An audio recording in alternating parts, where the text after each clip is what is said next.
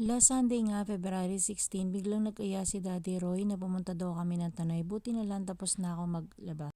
So, hindi kasi kami lumabas ng February 14, kaya naman sabi ni Kuya Yuri, ililibre daw niya kami post-Valentine celebration.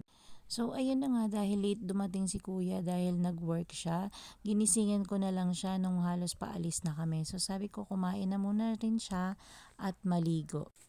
Unang destination talaga namin ay Tanay sana, kaya nga lang 4 o'clock na kami nakaalis ng bahay. Kung tutuloy pa kami ng Tanay, malamang alas 6 na ng gabi kami makakarating. So medyo malayo rin kasi yon from our place.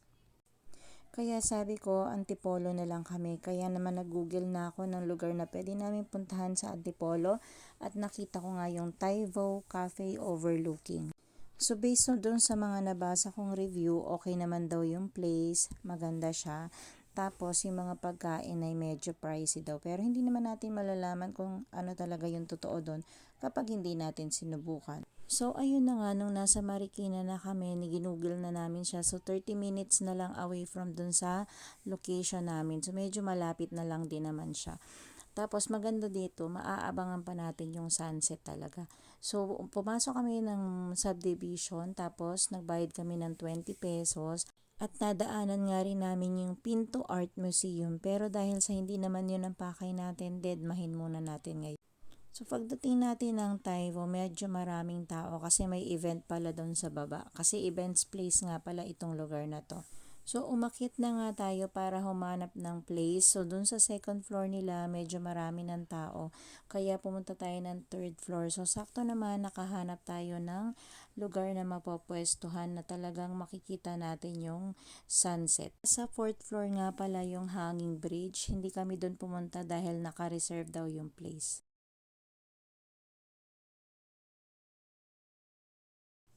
Una nga naming in-order ay yung burger at yung pizza, pero wala na siya, hindi siya available. Out of stock siya kasi yung pala yung gagamitin dong party sa labas.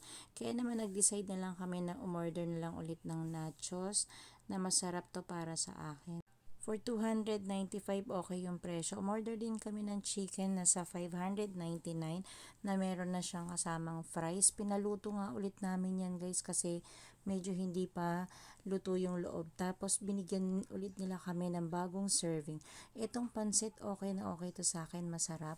Umorder din kami ng carbonara at ng pesto. Dito ako naloka guys sa mango juice nila. So 319 yung presyo niyan.